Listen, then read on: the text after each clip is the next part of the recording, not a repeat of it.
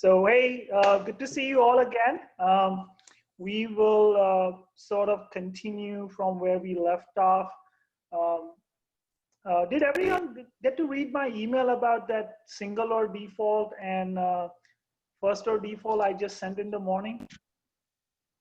Yeah, couple of dudes, a couple of nerds posted about it. Yeah, I read it. So the thing is, what I find interesting is Phil Hack. He was at Microsoft in the ASP.NET division. Extremely smart guy. He wrote a lot of ASP.NET articles, which taught me a lot. And to see, and he's I think senior than me. He moved to GitHub, one of the few early engineers, and to see in 2020 him writing, "Oh, pro tip, single or default, first or default." It was very surprising to me. I never thought that that topic will be so deep and interesting. I know I had some chat with Sashir where we talked about it, and I hope everyone found it very useful. And as I wrote in my email, the key thing is the method you use has to express the business semantics that you care about, right? You cannot say, hey, I don't want the exception, so I'm just gonna pepper over and use something that doesn't throw exception, because that will not lead to a very high quality system that you can maintain, right? Hey, Jake, can you actually talk about that thread a little bit? Because it wasn't clear to me what the guy was even disagreeing with. Like I don't know if like you needed more of their thread, but it wasn't clear what he was even saying he was disagreeing with. Oh, no, actually, so he was, obviously he's on Twitter, so, the conversation was a little bit different, but let's just then quickly look at what I wrote about.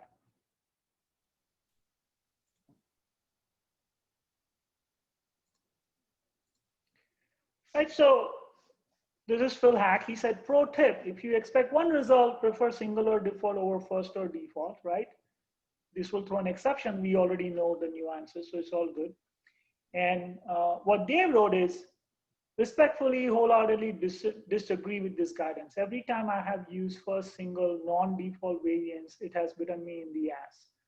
The exception is next to useless as it has no context, right? So there's the same reason why you guys were not using single or default. You're like, oh, what if there's multiple items? It will throw an exception saying found more than one element. So Dave Reed is complaining about the same thing. He doesn't like that method because it throws an exception which doesn't help you resolve the problem in a quick and efficient manner. And then, Phil, actually, if we go to the thread, did I not link the thread? Let me just quickly go to the Twitter thread itself. So when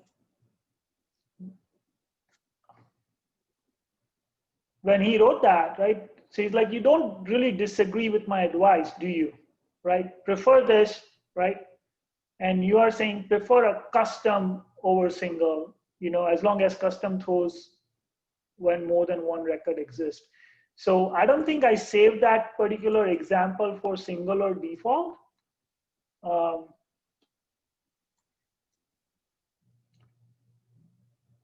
But you remember that when we wrote our single or default, right? We wrote single or default where we can put our own message. And that is better way to go, right? Because now I can capture the context. I can say in numbers, expecting one even number found more than one,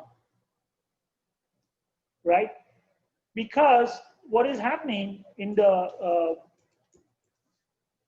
if I look at say output equal to numbers dot, if we go with the default behavior of,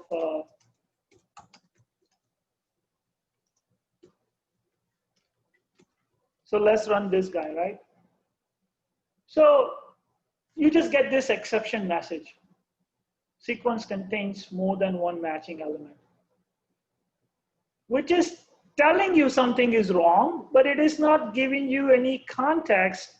And when you get this error message through, say, email, or if you go through log file, unless you read the code, you can't make sense of this. Agree? Yeah. Right. So that is why, a lot of you guys just say, hey, let's just use first row default because it will just pick something. What I'm saying is you can write your own singular default and you can give it a context. Saying in numbers, expecting one even number found more than one. Right? So now we can run our implementation and it throws this error.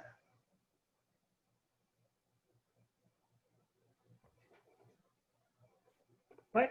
And that error message will tell you, right, what is wrong, and oh, this happened. So let's say, Todd, in your example, right, you were looking for, let's say, security IBM. So you can say, hey, expecting 1 gigs for IBM, found more than 1. Right? Now this error message is like much better. And this happens, okay, oh, I need to go to the gigs property of the securities, figure out what's duplicate and remove that, and my program will run. Does that make sense? It does. So I have a related question. I don't want to get us bogged down into endless conversations about singular defaults. So feel free for us to take this offline. But so I actually was just implementing something using this yesterday, and I was like, I don't want to go and write my own version of single default or an overload. So I was like, I'm just going to take my results, put it into a list, and then evaluate the number and handle it according to whether it's 0 or 0, 1, or multiple. Because I want to do very specific things in each case. So it's like, what do you, tell me what your thoughts on that. Right. And here's the tricky part. The reason you want to write your own is because of the topic we're going to cover, lazy evaluation, right? You don't know how many items are going to come from that enumerable, right? Why would you want to materialize the whole enumerable, right? And second, I would again question, why do you not want to write code to help you write better code? Right? Because that's a false economy, right? I was just talking to my team the other day, right? All the DevOps things that we do, why do we do DevOps? Right? Why do we have this one-click way to deploy our system? Because it's repetitive manual task, and it's not interesting to us to keep doing the same thing again and again. So you do DevOps so that you can focus on your value add. Right? The same holds true for all the code you write. Yes, obviously you will write some amount of code which solves a business problem. Right? But if you say, you know what, I will only use what comes out of the base class library or what Microsoft provides, then you are limited by what Microsoft is able to provide. And don't get me wrong, Microsoft will get a lot of things right? 9 out of 10, relying on them is better, right? But you can definitely build your own layer of utilities on top so that it helps you solve your business problem better and faster. And that's a one-time investment, right? So I have implemented this singular default long time ago, right? And as you know, it's literally 10 lines of code, and it took me like 5 minutes to write it. So why wouldn't I spend that 5 minutes to build this tool in my toolbox and use it everywhere? Because the return on investment by writing this is enormous. And if you think about it, you already write this kind of code, right? You will have some helper. Everyone has helper classes, right? Everyone has their own helper classes for Geneva, for this and that. right? But your helper classes, you always write for a very business specific scenarios. What I'm saying is you can also write helper classes and helper methods to deal with the built-in mechanism. Make sense? Yeah. Yeah. All right. So now actually let's talk about the most important concept in Linq, which will help us.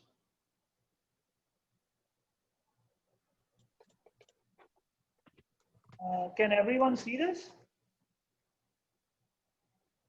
Yep. Yeah.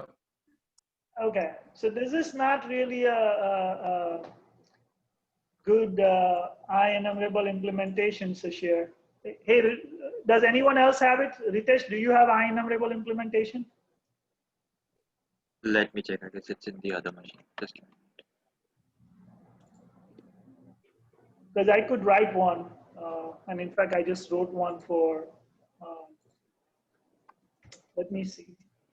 Hey, JD, while Ritesh is looking it up real quick, I think one of the guys asked this.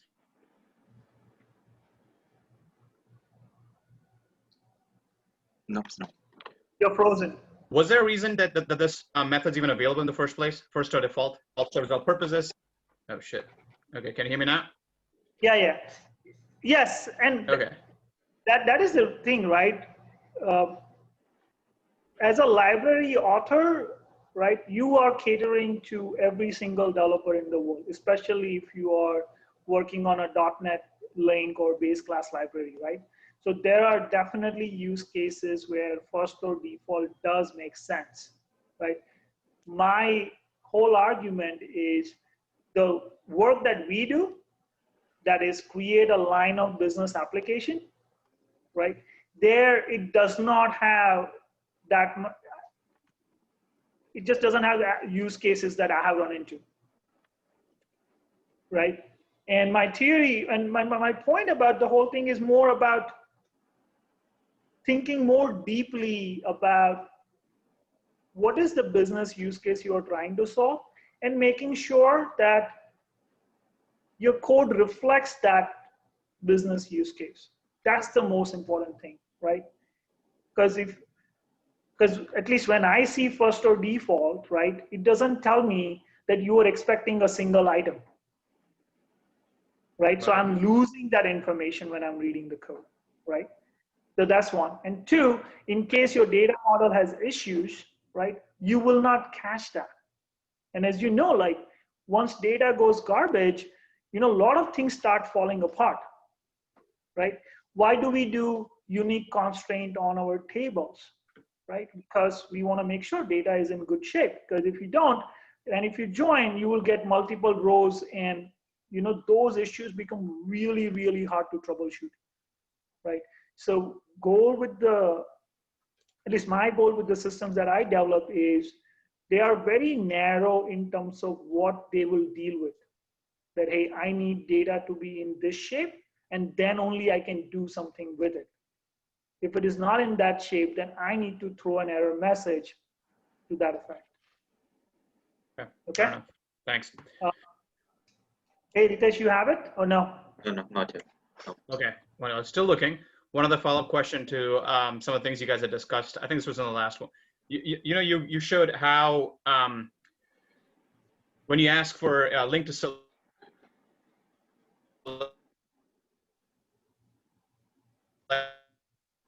one of the other methods, filter, default to pick up some other constructor. What if I have, like, it's my T and I have multiple constructors? How do I tell it what how do I force my own constructor for it to pick up for default value? So you sort of broke up in between, so I could not hear your whole question properly. I'm sorry. Sorry. Okay. Can you hear me now? Yeah.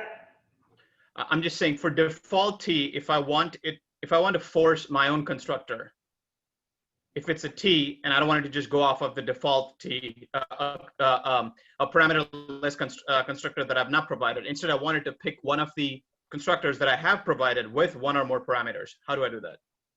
Right. So that's a good question. Now that's going to be a little advanced technique. So let's talk about that quickly.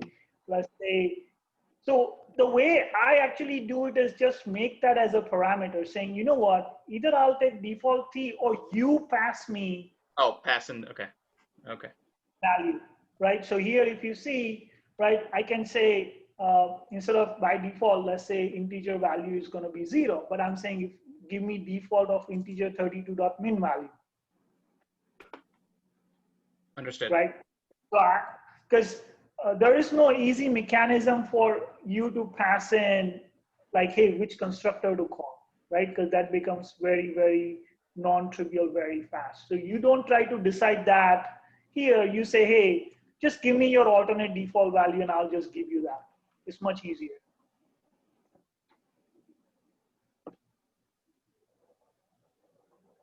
Okay. All right. Ritesh, Gotcha. any luck? Thanks. If not, because then I'm Not just, yet. huh? Not yet. Not in this. All right, guys, if everyone did the pull request on the repos and everything, we would be going already now. So let's actually try to write that enumerator. I wish, so this is what I was trying to tell you guys that, hey, write this. Implement an enumerable of string that returns hi and hello, right? So this should return hi and hello when enumerated. Okay, so we will start with the simple scenario. We'll just say, hey, I want to implement enumerable of string. Straightforward. It will say you want to implement it. Yes. Right. And it leaves us with a sketch. Right. Now there is a non-generic version. And there is a generic version. Right. And I know, Ritesh, you asked me as to why you had to do this one. This is just for historical reason because C#1 did not have generics, right? So we will just focus on this guy, right? Now, enumerator of string, now we have to implement an enumerator, okay?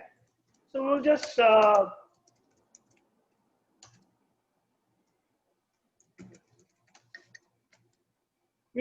say there will be some class which will implement this. And let's go and try to implement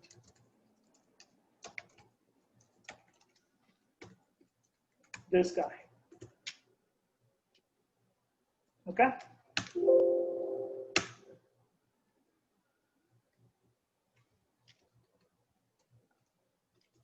I'm going to reorganize it a little bit. Again, this one has generic and non-generic, right? So this is the non-generic one. We will not bother with that, right? But we need to implement current, move next, and reset. Okay. So how would we go about implementing this so that when someone calls this and says move next, right? It first returns hi, then it returns hello, and then it stops.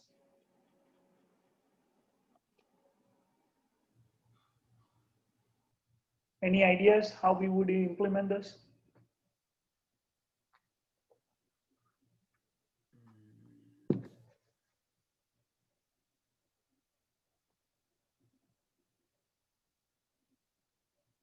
Anyone?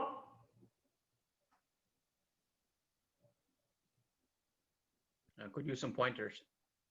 First, we need some data structure to store.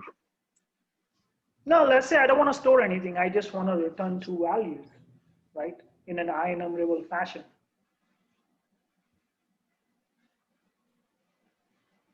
Okay, let's do Yield this, return right? hi, yield return hello. Yeah, like literally. That defeats the purpose, right? That is what I was trying. That was the whole point of the exercise. I want you to implement enumerator on your own to realize what yield return is doing for you.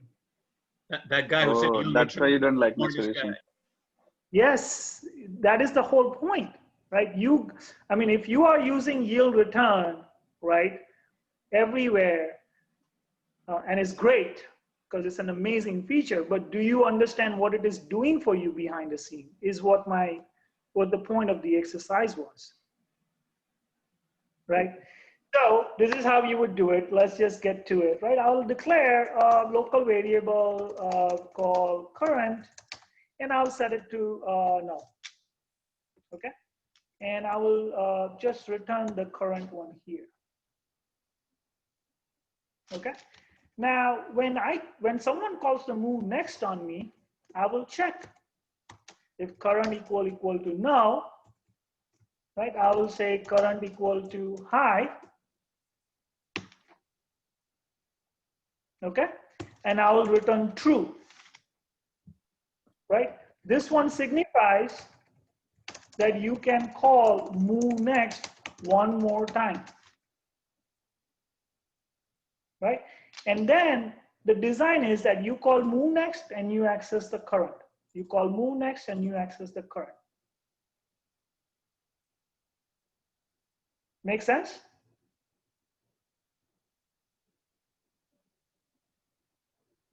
Yes, no? Yes. Okay. Now, if the move next gets called again, we will again check, hey, if it is high, right? Now, let's say you call move next. If it's null, we set it to high. But if it is high, then we need to set the current as hello, right? And now we will return false. How is a two hard-coded yield return not better than this approach? This is hard-coded too. That's besides the point, Pawan, right? Like the thing is, when you write yield return hi, hello, this is what compiler actually generates for you, a state machine. Right. Right. I'm trying to show you what actually happens when you just use yield return. I get my paycheck. But right. But does it make sense? If it's Yeah, null, I'll say return high. If it is high, I'll say return yellow. Now I'll say return false. And just for the good measure here, right, no one should call move next anymore, right? So we can just say iteration is over, invalid call to move next, right? The contract we signed up for, it says you can keep calling move next only if we return true, okay? And what does it mean to reset? Reset means you're gonna say this to null again. Yep. Right? So now I can call the new words, try to go through every item. Then this one will call instantiate this instance of enumerator with this state. It will call move next twice, and then you are done. Sorry, we have to remove this.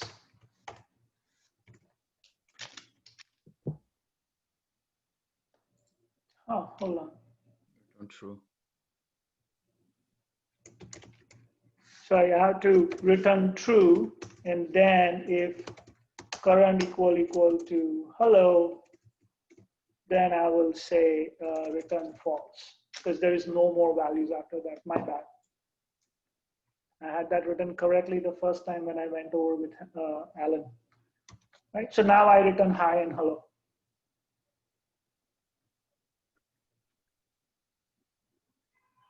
Right.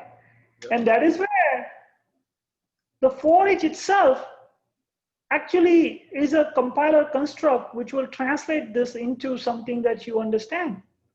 That actually there are calls to move next when you call for each. Let me show it to you guys in the Sharp lab.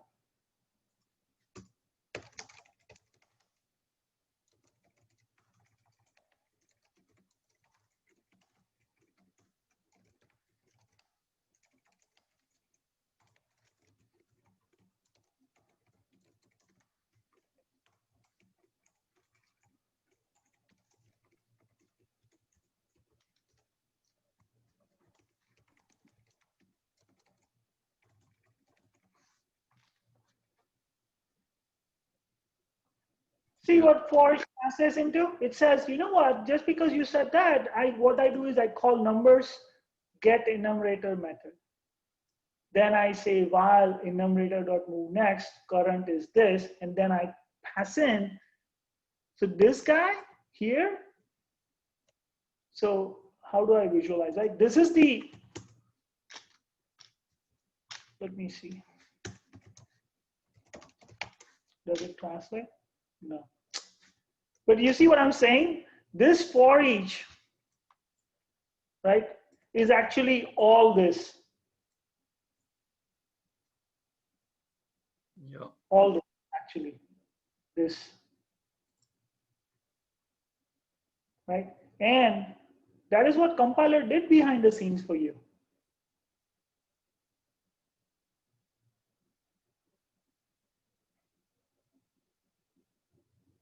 Right? Have you ever thought about this? What is this for each doing? It's all built on top of IEnumerable and IEnumerator.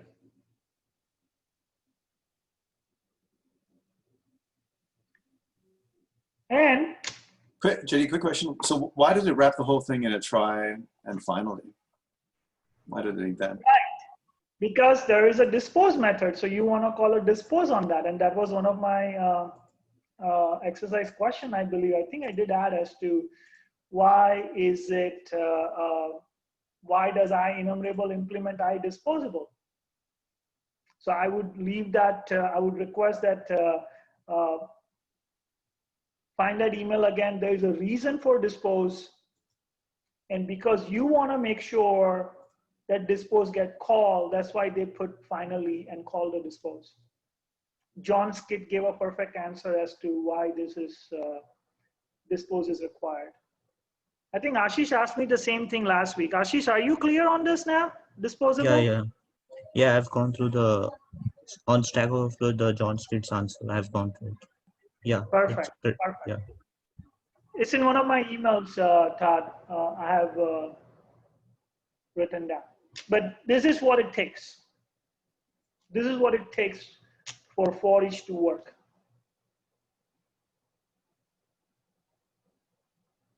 Just to call it and to implement it, this is what it takes.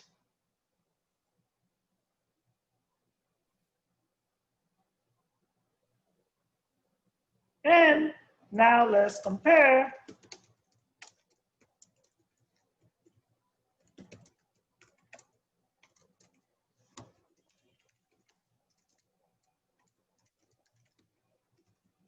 Now, thanks to the wonderful compiler people, you can do this.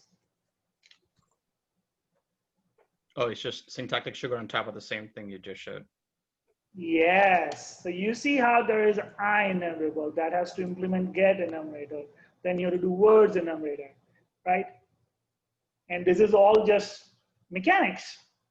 So they are like, why make you do all that? I will give you a special keyword and I'll do all that thing behind the scene for you. So now let's go this.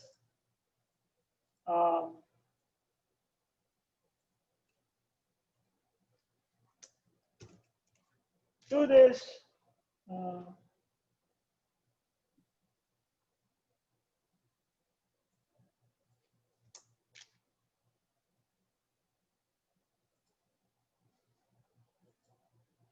Why is it complaining?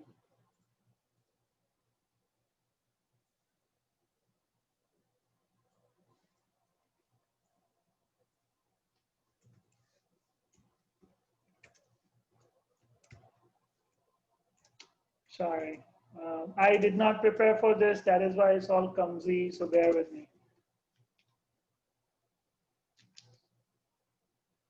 Right, you see? Yep. Now, obviously, this is a little bit more, thorough and more advanced, and is done by professionals. But the concept holds. So they actually do a state machine, as we like to call it, with 0 state, 1 state, 2 state. But they have the same variable. They set the variable, and they return true. They return true, and they return false.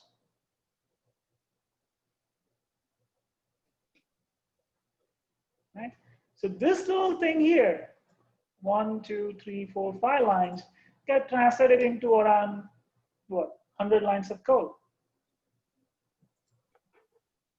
Right? They also take care of something like current managed thread ID to make sure you don't do cross-thread calls and all that. Right? So this is a state machine as written by professionals. This is what I wrote here is amateur.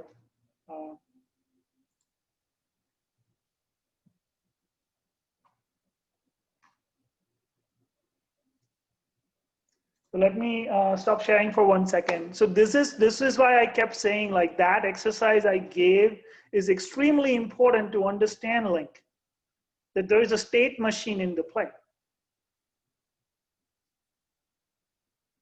Is everyone following this now? What is happening with IEnumerable and IEnumerator and yield return? Yes? Yep. Okay, good. So now that we know this, it's actually very easy to say, what is lazy evaluation? Okay? So I'm gonna share my screen again, and let's talk about what is lazy evaluation, right?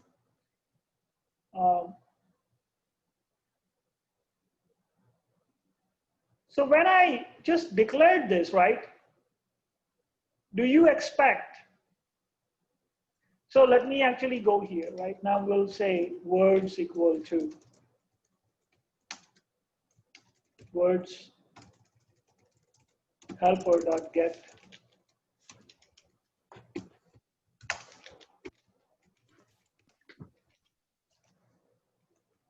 Okay, so let's say I just wrote this, right?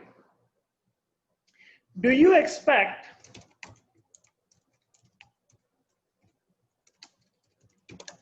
that we iterated over the values?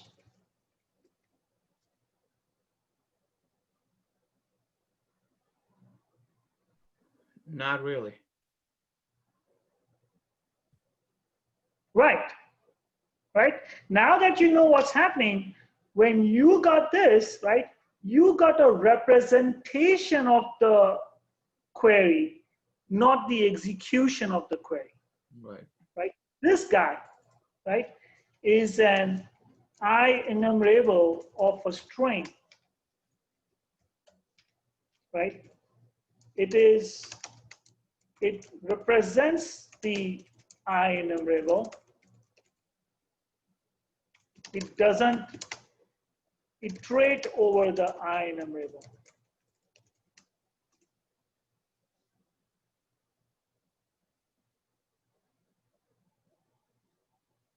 Make sense? Yeah. So when does it iterate? When you actually invoke it or use it. Precisely, right? And now let me borrow that try-catch code so that we can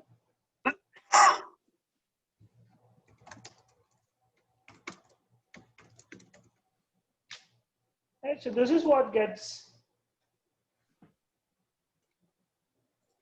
for each actually gets called as, right? So we can try to do that ourselves. We can say, hey, give me a words enumerator, right? And I'll say, give me that enumerator.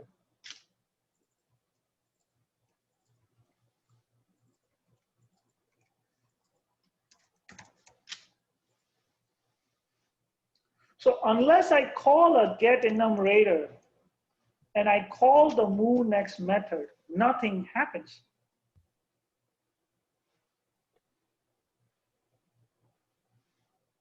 Make sense? Yep. So let's run this. What happened?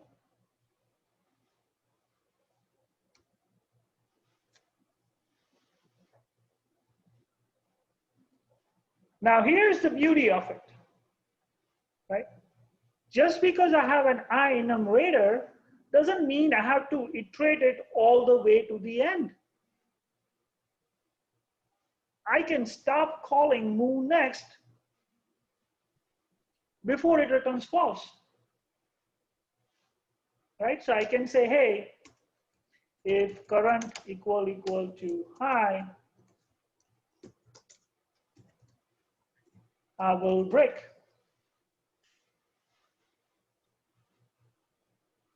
Right? And now I enumerated the first value and then I stopped.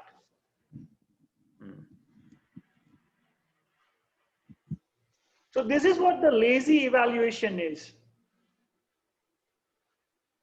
Right? You get a representation of an I enumerable and it gets evaluated as you call it. It does not do the whole thing first in the memory, get all the values and then give you the value. It gets the values lazily, so to speak, as you ask for it.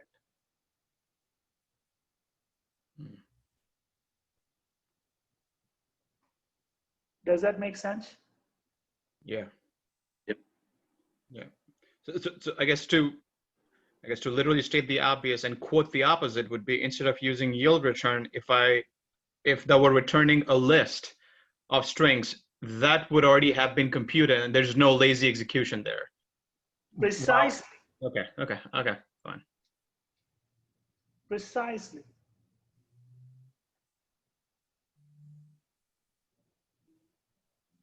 Right. So this is very important. I'm going to stop sharing it so I can look at you guys. I want to ask: does everyone understand what lazy execute? What they mean when they say lazy execution? Now, is it clear? Yep. Thumbs up if it's very clear what it is. I don't see thumbs up from Ashish. Sudhir? Sudhir, is it clear to you? Actually, I have to go through it like 1 or 2 times. I have to read it. Like, I definitely did understood what you said, but again, I have to go through the concept. Okay, sure. I like the honesty here. Perfect. Go through it again. As I say, the best thing is once we do this, you go back and try the things that I just write down, because I'm just zooming through those things. Try to write that I enumerator on your own. It is a fun exercise. And once you write it on your own, only then you will fully appreciate what yield return does for you automatically. You will never fully appreciate what it does unless you write your own. Okay, so please, everyone, write on your own. Okay, so that's the lazy evaluation. So how does that matter, right? Why is it very important? One obvious case is when, let's say, you are reading a file, right? And let's say it's a 1 GB file, and you are looking to find one particular line item in that file.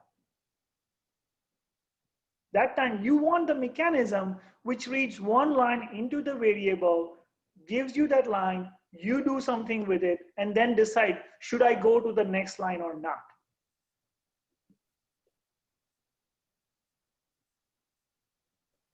Right? Yeah. So anytime you have a stream of data coming in, you don't want to get the whole stream's data in memory and then only process on it.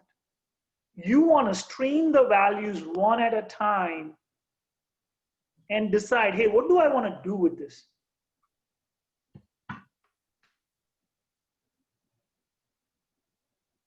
Right? Because a lot of times your logic would be, let's say I have a file, right, with a 1 GB file with just numbers. How would you solve it? You can just say, hey, you know what?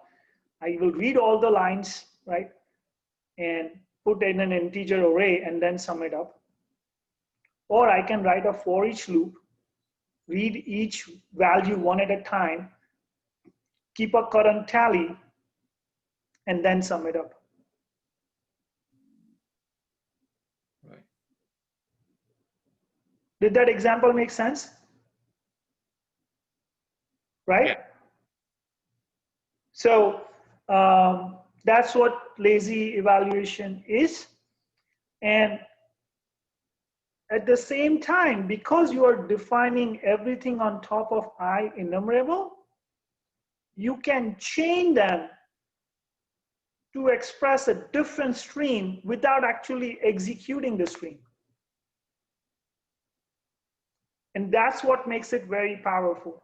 So let me share my screen again and tell you what I mean by that. Right, so we're gonna get rid of all this. We'll keep this around, right? So now let's say hi, hello, right? We'll say namaste, right? We'll say bonjour, right? So we will say, let's say, and this is improvisation on the spot, so bear with me. Say get world greetings, right? Okay. Now, if I wanted to say get non-English greetings, I can say, hey, get the world greetings where x not equal to hi or x not equal to hello.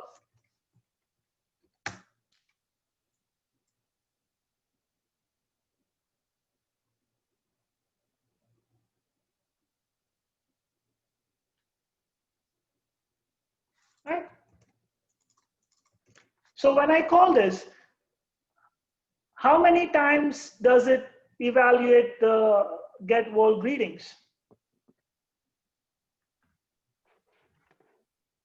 So let me put the whole code in one line so that we can see it properly.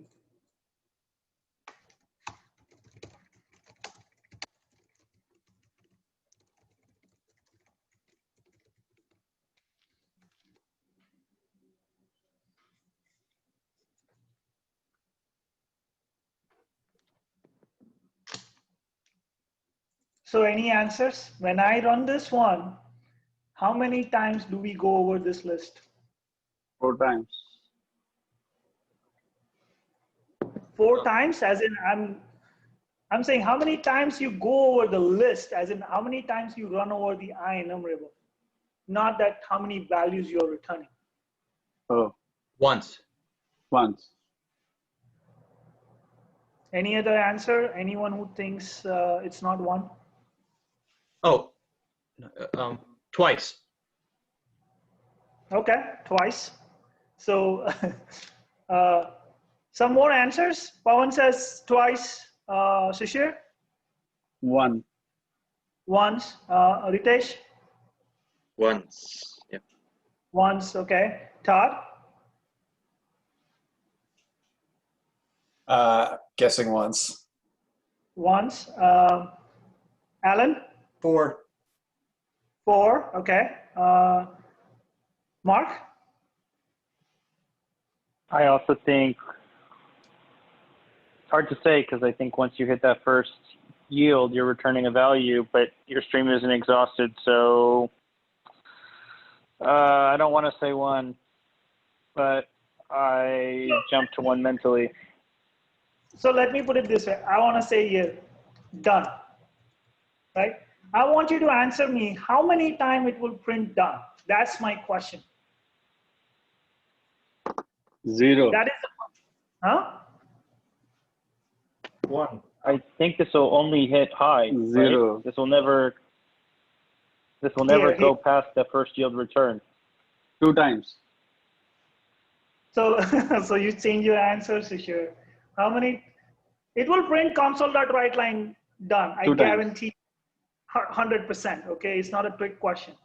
My question to you is, how many times it will print that?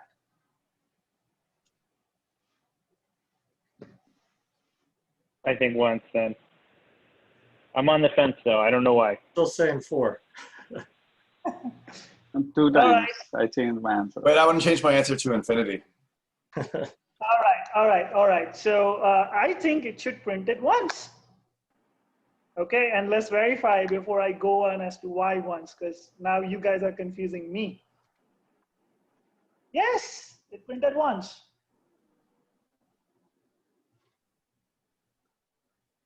right? I did not get this condition correct though.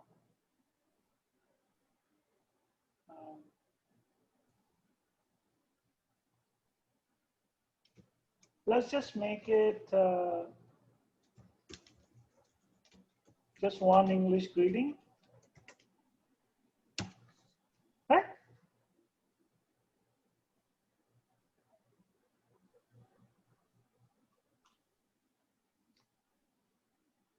Right, so it did it once. And that's the beauty of Linq, lazy evaluation, and composability, right? So think about it, right? Imagine, now go back to that enumerator I was talking about, right? It said that if you do a move next, I'll give you hi. If you do a move next, I'll give you namaste. If you do a move next, I'm gonna go bonjour, right? But that's just sitting there. It's not doing anything. I didn't call this guy. I called this guy, where I put a filter on top. So now it returns, right? And then it will iterate over this only once. But then it will return the value if it matches the criteria. So just to clarify from my part, so once you hit yield return, it picks up, like the first time it hits yield return, it's going to resume on the next iteration of the function after the invocation of line 23. Exactly, that is where, when you say this ends the move next call and returns true, and then it's waiting.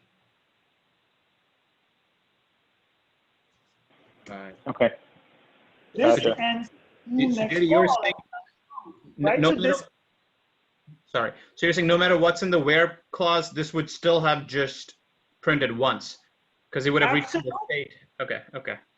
100%, right? And this is what the composability is, right? I can write one more thing on top.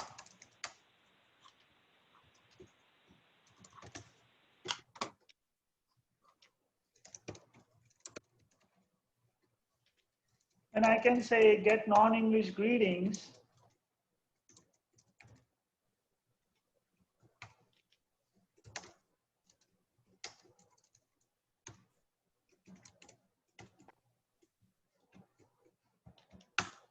And let's say I call this. How many times will it print done? Well, I guess once. Exactly. Right? Because at each step, you are declaring an I enumerable that will do something. But unless you run that, nothing happens. Right? If I take this, let's say I take this out, right? Do you think it will print done now?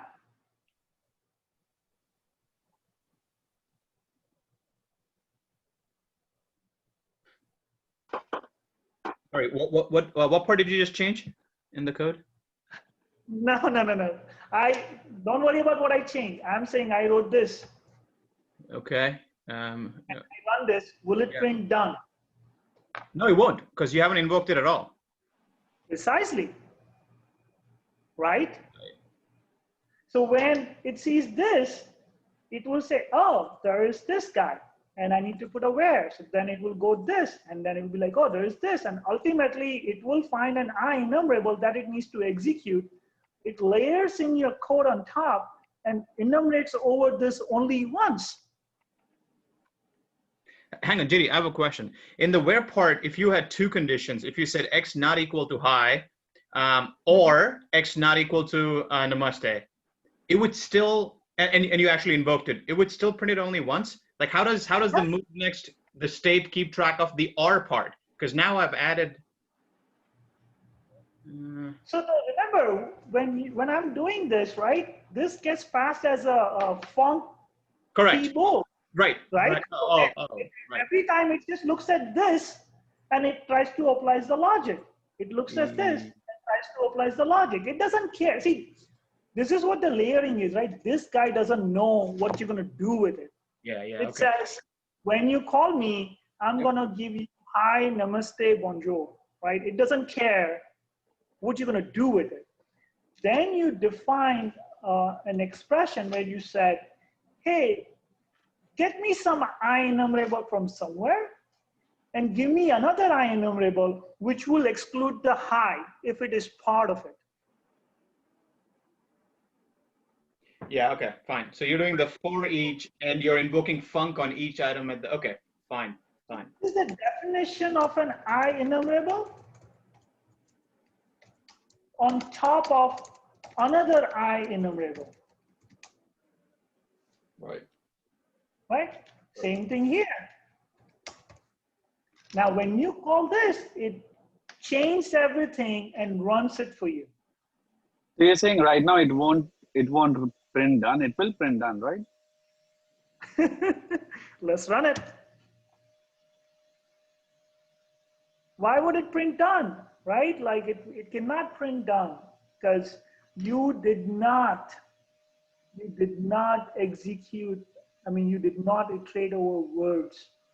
Remember what I was trying to show you guys earlier, right? When I wrote that, okay, let me go back here, right? Luckily, I'll save this code so I can put it back, right? When you got the enumerator, right, you just got this class. And that console.writeLine is somewhere here. You never call the move next. So why would it print this? Yeah, okay, makes sense.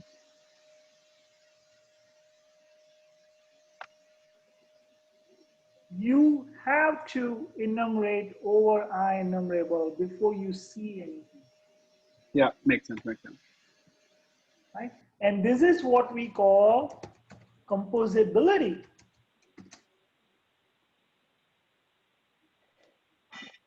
Right? I can write layers and layers of I enumerable, put in my logic, and when I call the top one, the underlying stream will get iterated only once, and that too lazily.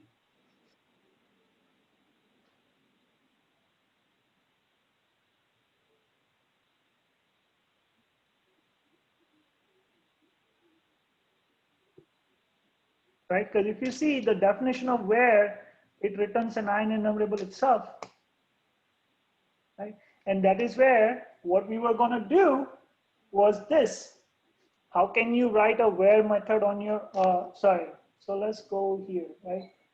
So far, remember when we wrote the Linq select, we did the yield return? That is why, because we want a lazy enumeration. Got it. And that's why they implemented yield return. Yield return was sort of a side benefit for you to be able to use it. But the main reason they did it is if they want to implement all these I enumerables in Linq, they need to make it easy. So then they did this. So the for each, and by using this layer, for each get converted into a while loop with the finally dispose and everything. This one will create a new enumerator class. And then you have this super simple, highly readable code, which is completely streaming on demand using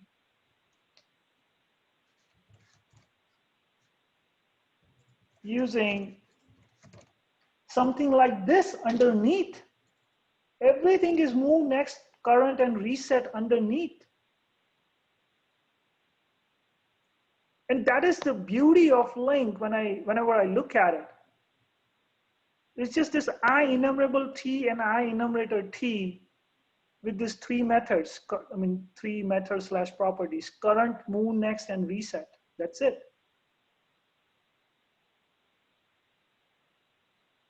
And it's just amazingly beautiful to me how they... I have a question. There must be a reason why they did not make one keyword and made it two words, yield and return. What does yield mean, and can it be used in conjunction with some other words, keywords? They could have easily said XYZ, which essentially meant yield return, right? They specifically said yield space return. So what does yield mean? Does it have a standalone meaning, and can it be used in conjunction with other keywords? So now that's about, hey, why did they make this syntax choice? Luckily, Eric Lippert did go into the detail as to how they chose the keyword when they introduced it. I highly recommend you find that article and read it. Yes, they could have said yield Z. Okay, completely fine. But they chose this syntax. So is there, I think it sort of very intuitive, yield this value, or you could have done this, right? There were consideration like, oh, what if someone has yield as a variable, then what happens, right? So there was some reasoning behind that. If you are interested, please. But yield doesn't have any standalone meaning, right? No, yield doesn't have standalone meaning. No. Yeah, that's what I meant to ask. Yeah, okay. But if they just did yield and someone has declared a variable called yield, then it will conflict, right? Yeah. Okay. So there's a lot of consideration which goes in when you add a syntax to a language. I highly recommend read through everything Eric Lippert has written, and you will know as to how complicated it is, rather how much thought process goes behind actually implementing that, right? I can't get into that, but they're like async avoid, right? Same thing. There was a lot of debate and discussion they had as to what word to use, what syntax to use, right? I sent you guys an email where I said, hey, you know what? C# decided to choose the angle bracket to specify generic types. Why did they do that? Why not? Why didn't C# do like this? Well, my theory there is, well, this square brackets are used for indexer, so they can choose it, so then they choose the angle brackets. Right, so if that interests you, highly recommend reading blogs by compiler writers because they go into that detail.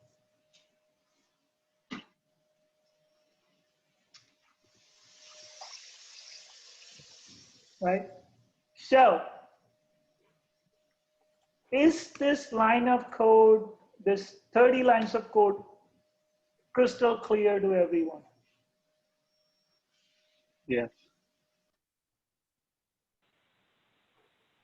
Right, now if I do words.dump, right, how many times it will print done? Once. Just once. Yeah, everyone sure about that now? Yeah. Mark? I'm sure about it because you invoke that right line gets called once, hits the first return high, and then on the next invocation of the enumerable, it returns with the next line. Right. So let's run it. It calls get once, and it's beautiful. And so if you ever have to write a state machine when your programs, then it would sort of, this thing will make a lot more clarity in your head that this is basically a state machine. You keep track of what's going, where you need to go next, and you iterate over it. JD, one question here. Sure. On line number 3, if we change the return type to something which is very definite, let's say a list, and keep the remaining things as it is. No, it won't let you do it. You can't say list here. Why would you be able to do that? Yep, okay, got it. Right? Yep. You can't.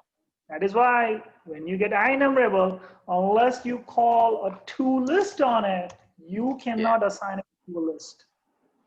Right? So if I write this line, if I write this line, it would still execute it once, even though I don't print it. Yep. Yes. Yes. If you, let's say you do this, right? You just say, give me the list. Yep. Yeah. It will not print the values, but the value of namaste will get stored and the done will be printed. Right? Yep. And that's why if you have used resharper and things like that, it will often tell you to make it IEnumerable, IEnumerable, IEnumerable. The idea is that The more IEnumerable methods you write, more someone else can put something on top and build a more interesting query before you run it. So the way, let me tell you one more example, right? Let's say we are in SQL Server Management Studio, right? And you write select star from dbo.position. Just because you write it, does it mean it runs? No, you have to press F5, Yes. right? Yep. This is exactly the same thing here. You just wrote a query. You did not execute. Quick question, JD, and this may sound stupid, but this seems like a case where I may be wrong again, but I've seen ReSharper saying possible multiple enumeration of IEnumerable. Yes. And that, okay. So that is so who understands that ReSharper warning saying multiple possible iteration of IEnumerable? Has everyone seen that warning? Okay. Lots of times. We'll come back to that. Let me pause here for 1 second. Like, is this all making sense? Any questions here? Like, what is the lazy evaluation? Think of the state machine. Think of move next current, right? And then you're just chaining using Linq, whether you do where or you do select, right? You can chain up to infinity. You can do some wheres, you can do some selects, you can do some group by. You can just keep writing those queries on top of each other. And when you call that final top level query, everything starts unrolling and the underlying IEnumerable gets executed once. Extremely powerful concept.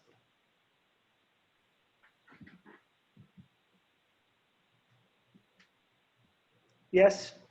Yeah. So I want to actually sort of go over the query syntax quickly and just wrap it up. And then next session, we'll just do pure Q&A of what we have learned so far. Is that okay with everyone? Because we have very little left and I just want to sort of wrap it up and give that one more exercise.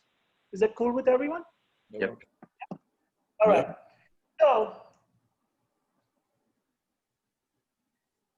So now we can actually open the, okay.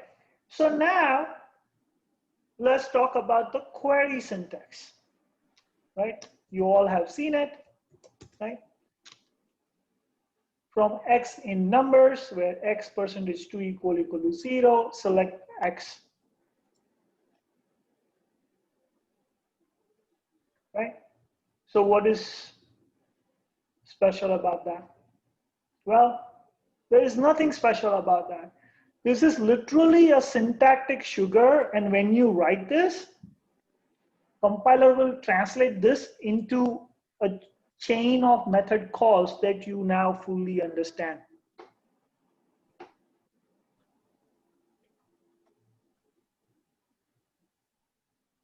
Does that make sense? Yeah. Right? So query syntax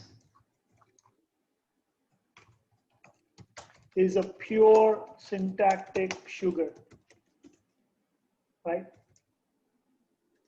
And it's just method call. Remember I was telling you, right? There are really not that many core concepts within the runtime. There are like methods, there are like,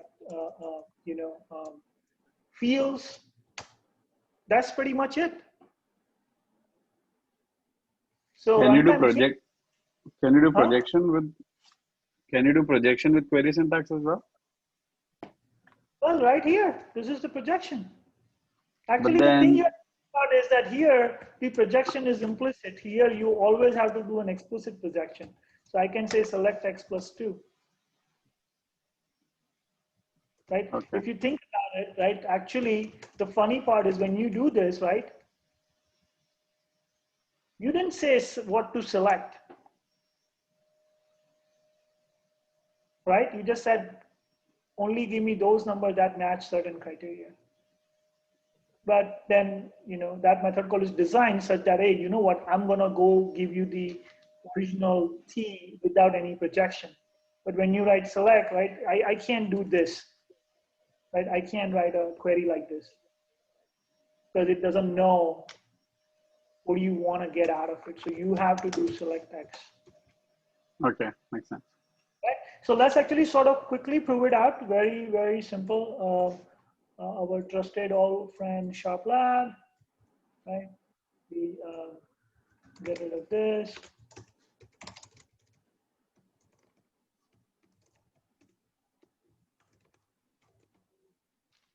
Right? And as you can see,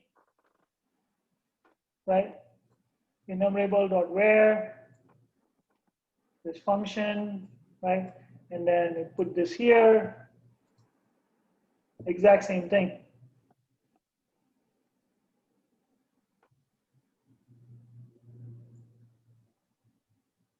Right? So there is no mention of this thing in this here. It's all a chain of lambda, chain of Linq methods.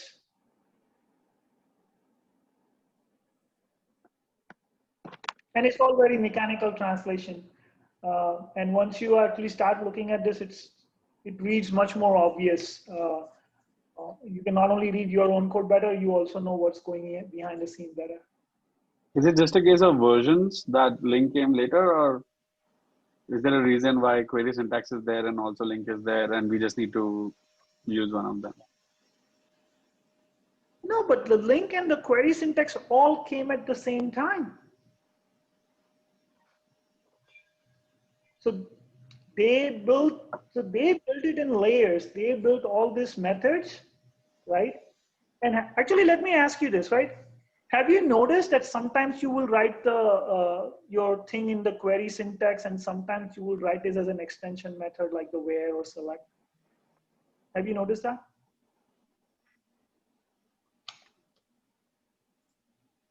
Yes.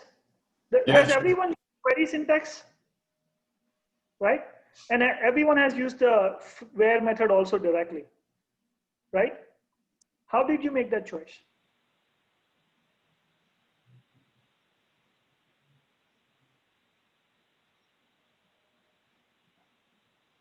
Anyone? I guess it boils down to readability of the code. Precisely, right? Sometimes query syntax is very easy to read, especially when you want to do group by, you want to do some projection involving the new and all that. That time query syntax is much more readable. But sometimes if I just want like, hey, I just want to apply this filter, get me even numbers, then the query syntax is verbose. So then you go naturally to the extension method directly. So you just made that choice subconsciously. That's right. Right? And that's why when Linq came out, they came out with both. They built everything using the extension methods, right? And they also realized that it is good idea to provide some more syntax on top so that you will use it more.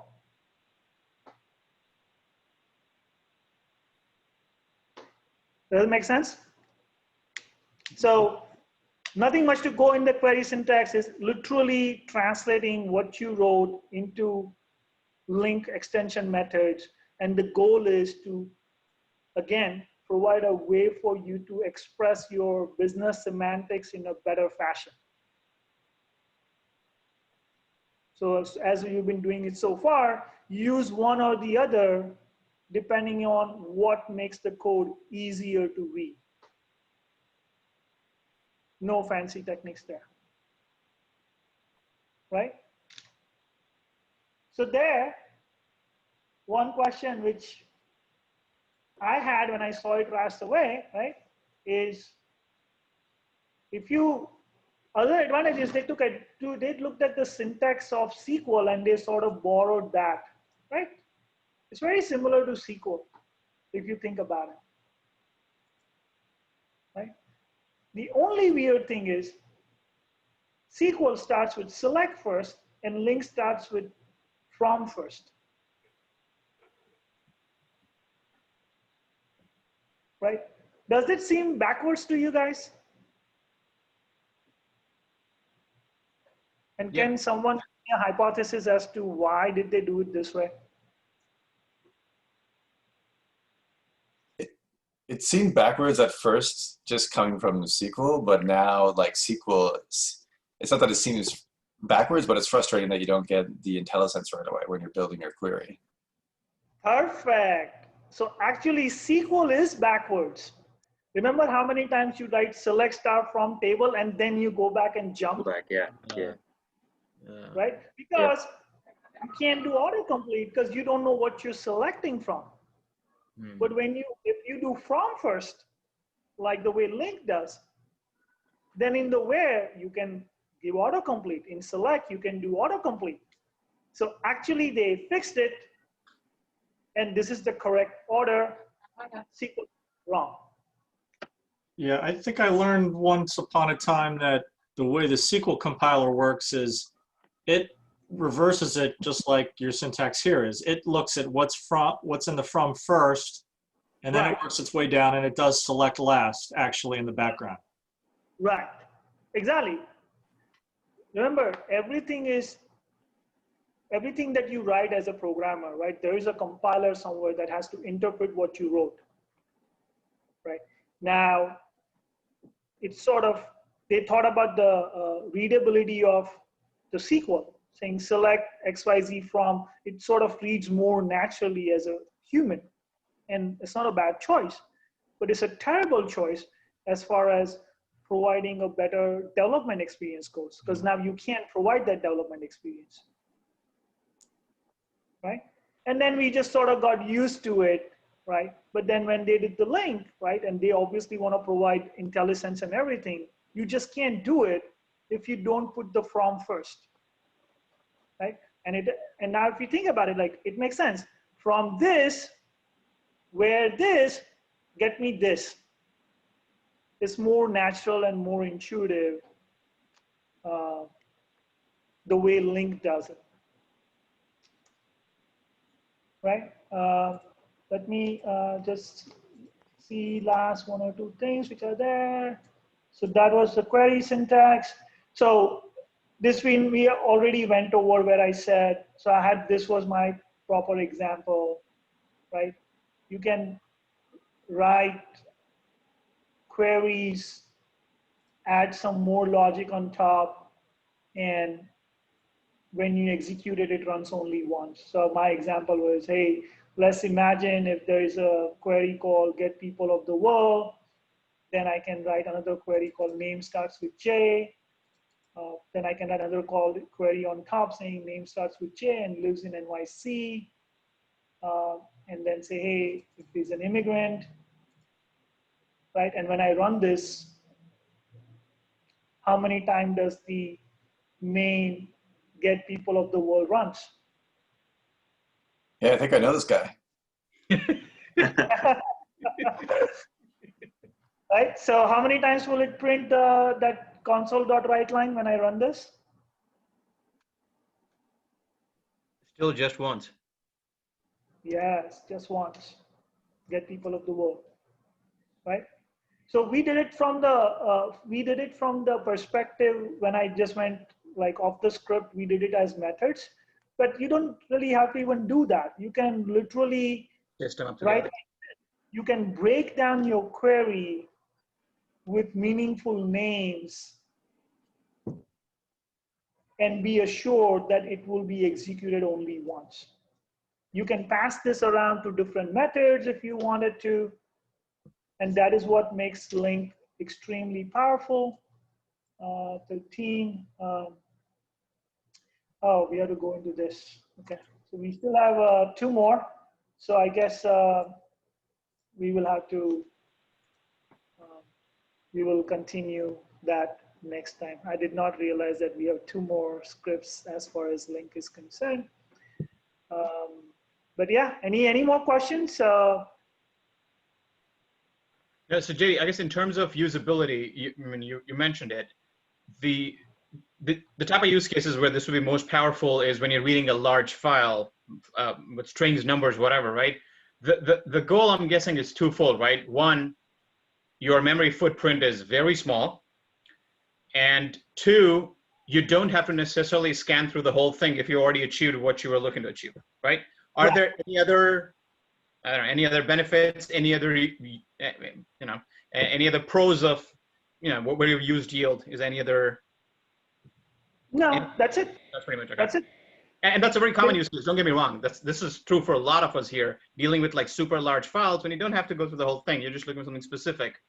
And yeah, I mean, for the longest, until yield came through, I will tell you, one of the reasons I kind of moved towards Python to deal with insanely large files was back when I was still coding. Prior to yield, it was impossible because it would just bar from a machine.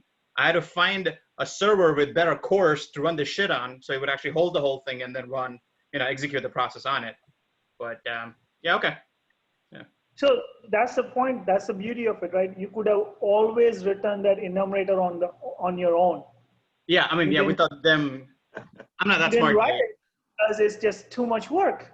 I get the job done, JD. I'm not the best programmer. I get the job done. Paycheck. I told you. So totally agree, right? And that's the thing that goal of C# team is, right? I keep bringing this up as well. Immutable programming is a very powerful concept. This is the way to go if you want to write high quality programs.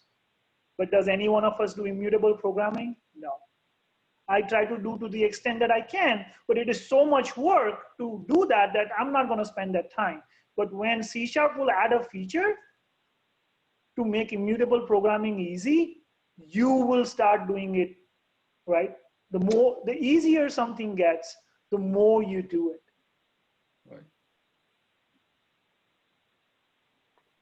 Right? Any other questions?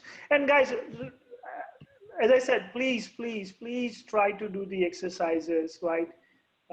I was really hoping to see one example of enumerator that someone can share, and I still ended up writing mine, right?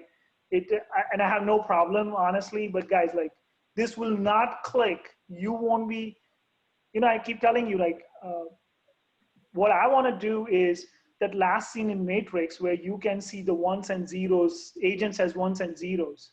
I see them as ones and zeros, and you will not be able to see them as ones and zeros unless you do these exercises, guys, right? I can talk all I want. It will not click.